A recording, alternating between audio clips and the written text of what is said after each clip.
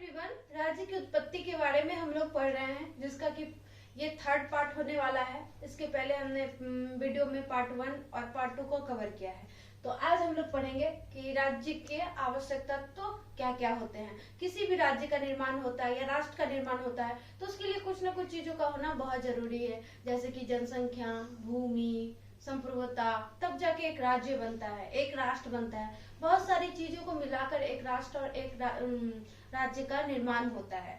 तो इसमें हम देखते हैं कि सबसे पहले राज्य बनने के लिए जनसंख्या का होना बहुत ही जरूरी होता है। अगर जनसंख्या नहीं होगा तो राष्ट्र या राज्य का अस्तित्व होगा नहीं होगा। क्यों? क्योंकि अगर जिस राज्य में लोग ही नहीं रहेंगे तो उस राज्य का कोई अस्तित्व ही नहीं रहेगा। लोग से ही राष्ट्र बनता है, समाज बनता है, गांव बनता है और देश बनता है। तो चलिए हम देखते हैं कि जनसंख्या कहाँ से आता है। सबसे पहले जनसंख्या का उद्भव एक परिवार से होता है, फिर वो वंश में आता है, फिर वो कुल में आता है, तब जाके एक कबीला बनता है, फिर एक गांव होता है, तब जाके क्या होता है, एक जनसंख्या का विस्तार होता है। तो आइए हम देखते हैं कि अगर हम भारतीय के संविधान को उठाकर हम देखेंगे तो उसमें लिखा गया है उद्देशिका में कि हम भारत के लोग। जब तक भारत के लोग नहीं होंगे किस पे हम लोग शासन करेंगे? लोग होंगे तभी तो हम शासन करेंगे ना। तो इसलिए हम भारत के लोग, ये उद्देशिका में दिया गया है। इसका मतलब है कि भारत में जो भी लोग रह रहे हैं, भारत की जो जनसंख्या है वो।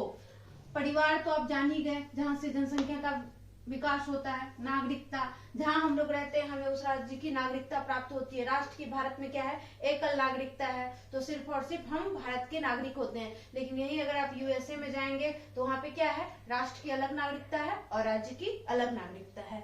तो हम लोग भारत में रहते हैं और भारत में क्या है? एकल नागरिकता है। ये क्वेश्चन भी हो सकता है, कोई भी अगर कंपटीशन एग्जाम में पूछा जाए कि भारत में दोहरी नागरिकता है या एकल नागरिकता है, तो भारत में क्या है? एकल नागरिकता है। आगे चलते हैं। भूमि, जनसंख्या के आवश्यक तत्व के रूप में भूमि का होना भी बहुत जरूरी है।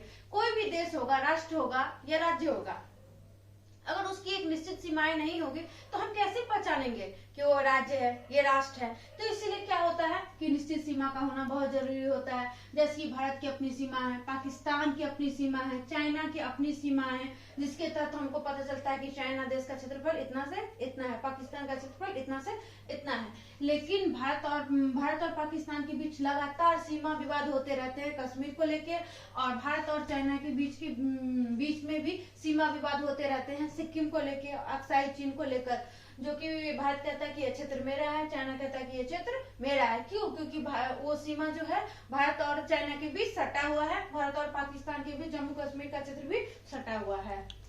किसी भी देश की एकता और अखंडता की रक्षा के लिए क्या होता है? निश्चित सीमाओं का होना बहुत जरूरी होता है, भूमि का होना बहुत जरूरी होता है। आगे चलिए हम देखते हैं संप्रभुता। गुलामी के समय क्या था? जब हमारे पे अंग्रेज शासन कर रहे थे तो उस वक्त ये था कि हमारे ऊपर सब कुछ तो था, जनसंख्या था, भूमि था, लेकिन हमारे पास क्या था? संप्रभुता नहीं था। इसलिए क्या था कि हम लोग गुलाम थे, हम अपना निर्णय खुद नहीं ले सकते थे, हम आजाद नहीं थे। हमारे ऊपर क्या था? अंग्रेजों का शासन था। अंग्रेजों के वायसराय यहाँ पे काम करते थे, वो हमारे लिए नियम और कानून बनाया करते थे। जब भारत आजाद हुआ तो उसने क्या किया कि वो राष्ट्रमंडल जो जितने भी देश थे उसकी उसने सदस्यता स्वीकारी, उस संधि पर उसने हस्ताक्षर किया। तो इसका मतलब ये है कि अगर हम किसी भी देश या राष्ट्र के किसी भी संधि के ऊपर अगर हम हस्ताक्षर करते हैं, कोई भी समूह के ऊपर, जैसे देखिएगा G20 है और भी है जिसका शिखर सम्मेलन होता है, उसमें भारत भी जाके अपनी उपस्थिति दर्ज कराता है, तो उसके लिए क्या होता है? हमें उस देश की सदस्यता लेनी पड़ती है। अगर किसी भी समूह या राष्ट्रमंडल की अगर हम सदस्यता लेते हैं तो इसका मतलब ये है कि हम अपनी थोड़ी सी आजादी को उसके साथ समझौता करते हैं। शासक का अधिकार क्या होता है? नियंत्रित हो जाता है संविधान के द्वारा। जिस देश में भी संविधान है उसके तहत क्या होता है? वहाँ पे जो शासन करने वाले लोग होते हैं उन पे क्या होता है? उनके शासन की शक्ति को नियंत्रित कर दिया जाता है। आंतरिक मामलों में कोई भी हस्तक्षेप नहीं है। जो राष्ट्र जो चाहेगा वो अपने लेवल पे कर सकता है, उस पर कोई भी दूसरा राष्ट्र कोई हस्तक्षेप नहीं कर सकता है। वो आजाद है, वो चाहे तो अपने देश में आर्थिक सामाजिक कोई भी नीति को लागू कर सकता है, उसे बोलने वाला कोई नहीं होता है। आज के डेट में क्या है? भारत एक संपूर्ण प्रभुत्व संपन्न राष्ट्र है और आजाद है। इसके बाद अगर हम देखेंगे तो चाणक्य ने बताया था कि अगर किसी भी राष्ट्र का निर्माण होता है तो उसके लिए वित्तीय कोष का होना जरूरी है, सेना का होना जरूरी है, दुर्ग और किला का होना भी जरूरी है। तो आज के वीडियो में हमने देखा कि राज्य के आवश्यक तत्व क्या क्या होते हैं। इसके साथ ही आज के टॉपिक को मैं यहाँ खत्म करती हूँ। अगर ये आपको वीडियो पसंद आ रहा है तो आप लाइक करें, शेयर करें, सब्सक्राइब करें, और अगर आपको इसमें कुछ कमी दिख रही है तो आप मुझे कमेंट में करके बताएं ताकि मैं अपने में कुछ सुधार कर सकूं। Thank you.